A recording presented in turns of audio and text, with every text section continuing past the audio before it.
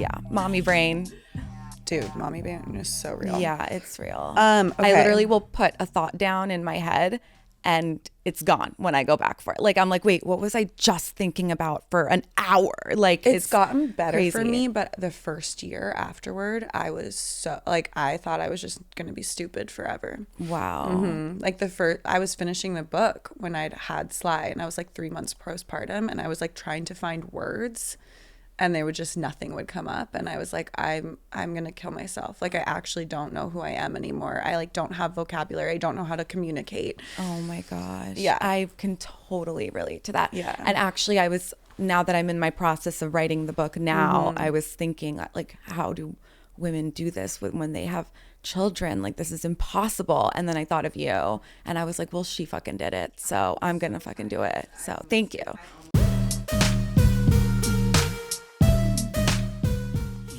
So since I don't trust the educational system, and there's, you know, the teachers are so underpaid and mistreated, and I just think it would be so cool to like create a little pod of kids and then like just outsource, hire educators to come in, and it could literally be like a mechanic. We just hire a mechanic. We hire a lawyer for the day. We hire even a policeman or like whoever, but like, because kids need to know the law. They need to know their rights. Like, they need to know those are things that I did not know. That was not taught to me. I had to go seek out that information myself.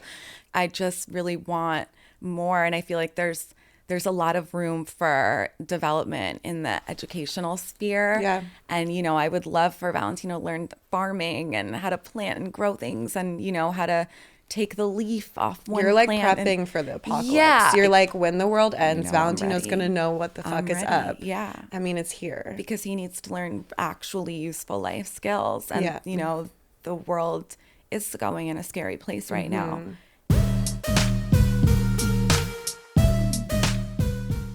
I pretty much, in my teens, learned that I was a commodity and that I can get money or resources from men. So then it just became this game of, okay, how do I become more desirable so I can get more money and I can be like that bitch and you know, be powerful. Yeah, and turning, but it's still powerful like through them though, you know, like it's still them giving me the power. It's not my own power, you know?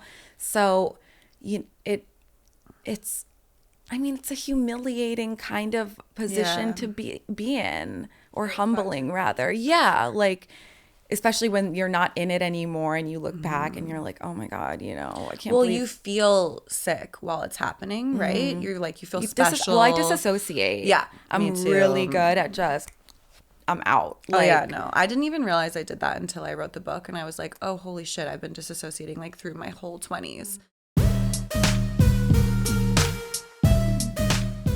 We were talking about this when we had wine. Yeah. And I was saying, like, the only problem for me is sex. I like sex. Yeah. You see, I don't. Like, I can go without. I'm, like, so good. And we were talking about that. It really made me think about, actually, like, Marilyn Monroe, because she did not like sex either. Yeah. And I think when you're sexualized so young, people think you're really sexual. Absolutely. And you were saying that's always been a thing. And you were a dominatrix and everything. But that doesn't necessarily... I'm really desensitized to sex, too. Yeah. Like, it's not like thrilling for me, you know? Yeah. It doesn't excite you. No. Like, I want to like take ayahuasca and like see God, you know? Like that like, to me is thrilling. Thrill. Yeah. Like to me, that's cool. Yeah. Like having, it just seems so like trivial to me. Like I probably won't even come because they don't know how. They don't know how. And it's like, gross. What are you getting from it? Yeah, dirty. I know. I feel like you're dirty.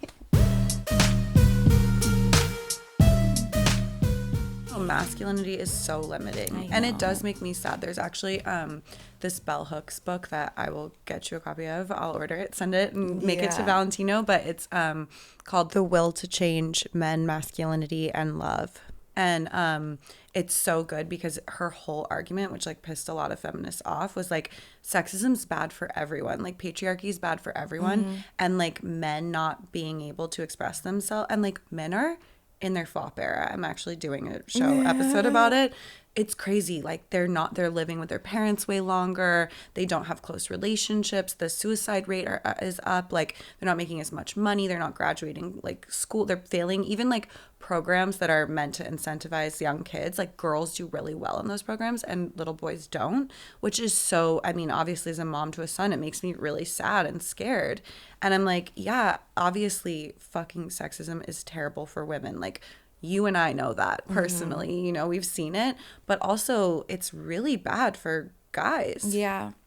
And like some part of me, of course, feels empathetic. Like I'm pissed. Oh, absolutely. But yeah.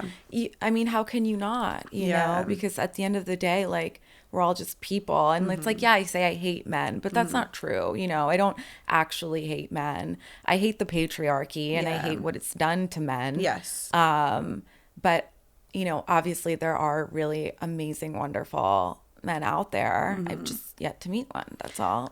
That's how I feel. I'm kidding. Too. I know some good guys. I know, but I think what you're saying is like it's the system. It's almost like good cops and bad cops. Yeah. You're like, yeah, I'm sure there's some nice people who work in the police force, but one bad apple spoils the bunch. And also, yeah, it's like if you're one of the good ones, but you're not speaking up for, you know, what the bad one's doing, that makes you one of the bad ones. You know, silence is complicit.